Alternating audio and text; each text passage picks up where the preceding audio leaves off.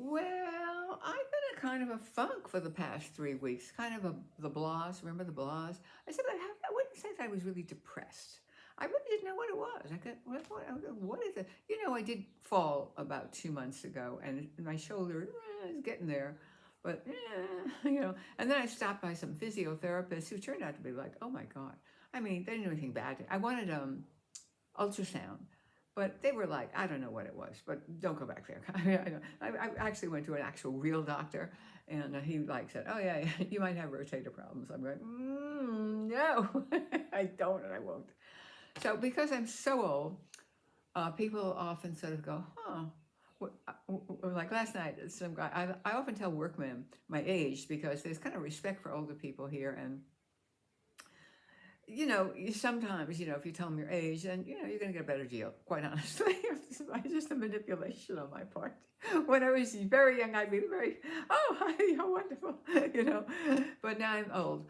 So, and he said, oh, well, you really look good, for your age. Which means that he knew I was old, but he didn't know how old. So how did I get here? I don't know. Luck. I think. Well, I want to say this about me. I think, except for my really young years, I smoked dope and I drank and carried on like I was going to die soon. And then when I was 25, I realized I wasn't going to die soon, and I had to get a life. I had to figure something out for myself. But that didn't mean I gave up my bad habits. I actually didn't give them up until I was like 49. I said, okay, we've had enough of this. I felt it was interfering with myself, my writing, that I wasn't a good writer, because everybody, because I always wanted happy endings. Not every story can have a happy ending. So that's a whole other story. But I, finally gotten there. I think I've gotten there. I don't know if I've gotten there. So here's the thing. Every single morning when I get up, I drink an entire big glass, maybe 8 or 10 ounces of water.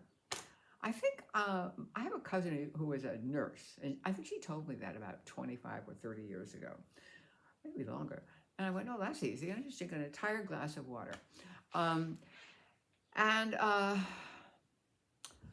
don't eat much sugar, except occasionally. Like once a week, I let myself be bad. I call it bad.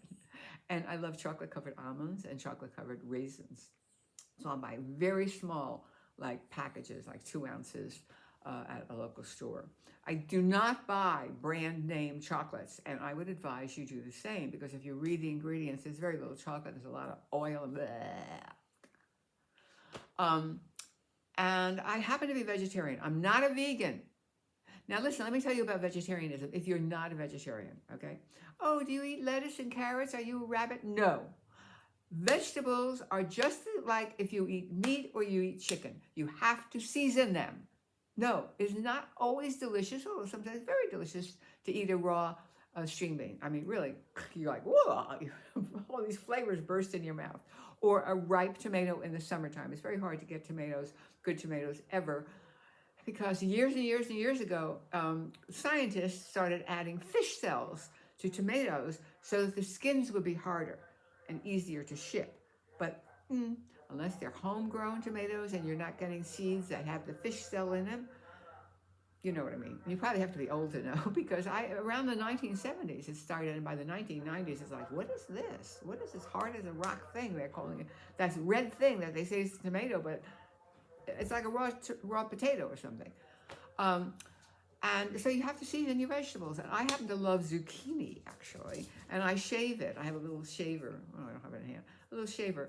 And I throw it into the pan when I'm going to make eggs. And I eat egg whites. I do not eat, I've not had an egg yolk that I'm aware of, probably in 6 years or 7 years. And that's a cholesterol thing. I really had to get it down. It was like, I was eating yogurt every day, fat yogurt, because it was good for my stomach, right? Not great for my veins. I don't eat yogurt. I do use light milk, low fat milk. We call it light milk here. They call it low fat milk. And if I have coffee, well, what I really have, by the way, is I usually have a hot chocolate for breakfast or cold chocolate. And I use powder, and I don't use no name brands. I buy sometimes in a well, we don't really have natural health food stores, but we have lots of stores that like sell packaged chocolate from my latest is from Holland, although strangely enough, Mexico is famous for its chocolate.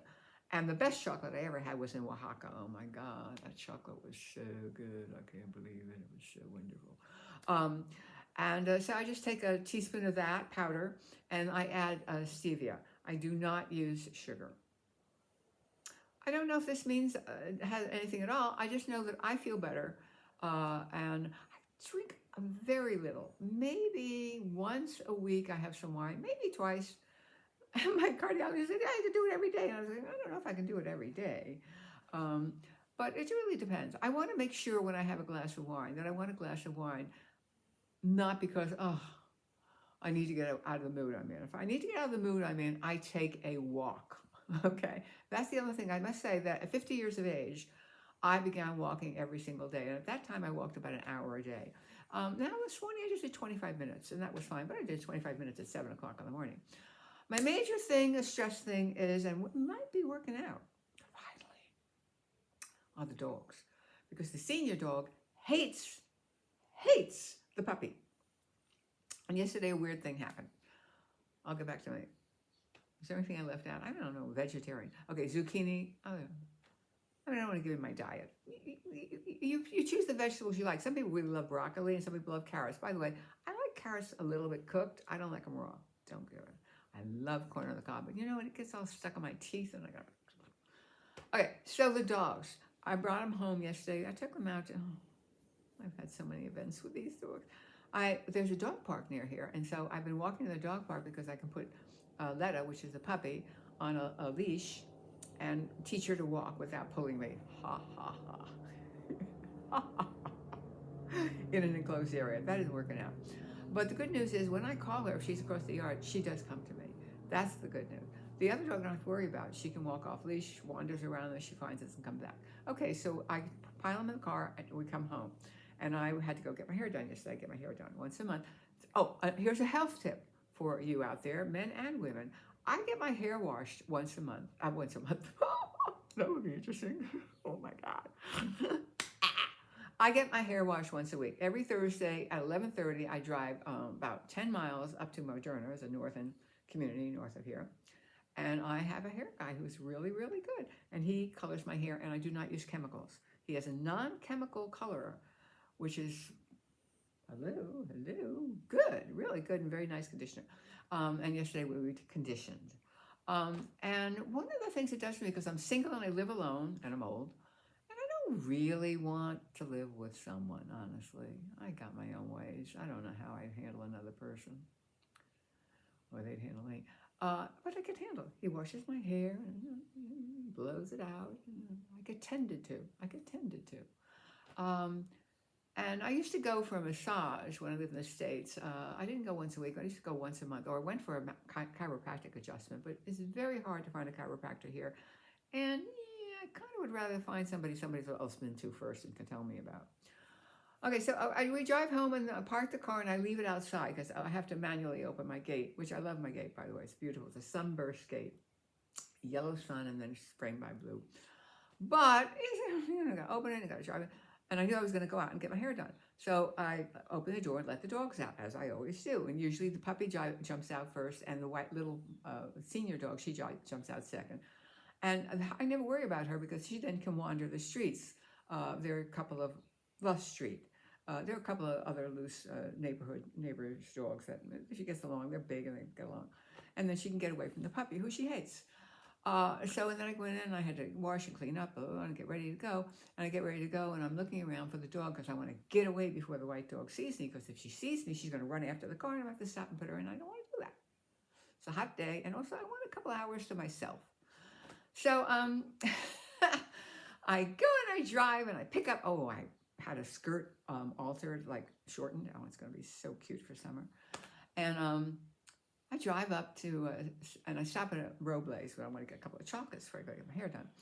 And I reach in the back to get a bag to take in.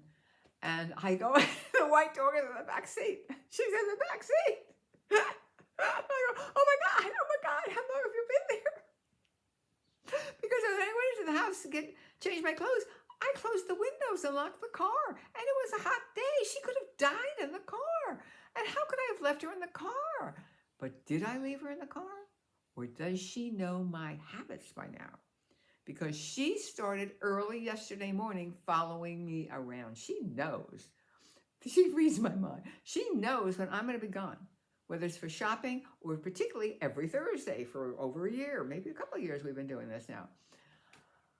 Honestly, I think she outwitted me. I think she tricked me that she did not get out of the car. And because I was dealing with the puppy and the gate and assumed she just ran off in the streets. She didn't die. That's the good news. And the minute I got inside to my stylist, I said, do you have some water, please? And she drank half a cup of water. All right, so that wasn't a good thing. But then that night I decided, and I will refer you to the story I wrote. I'm keeping a journal, and this one's called The Puppy Papers, #2. There's a #1. And in that one, I talk about how very difficult it is that the dog, I never expected that she wouldn't try and train the puppy. It never happened to me in my brain. I just thought she's going to smack that puppy around, learn that puppy's going to learn, even when she's bigger, that she's like the top dog. That never happened. Her thing was, I'm going to ignore this dog. And that didn't work out. It didn't work out at all. The dog is bigger than she is. And she sometimes smacks her with a paw. Or if she's bored and doesn't like it, she goes over and barks in her face. First, she licks her face. And if she doesn't respond to that, then she barks in her face. This isn't good. So last night, the little white dog actually walked into the bedroom, which she hasn't been doing because, the other dog is the dominant dog now. And so I put out another bed for her. And I said, okay, here, you can sleep here.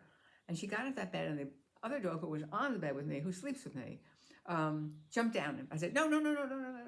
So I decided, since I can't train, the senior dog is not going to change. I'm going to train the puppy to tolerate, because she's possessive. The puppy is possessive. But also the other dog won't play with her.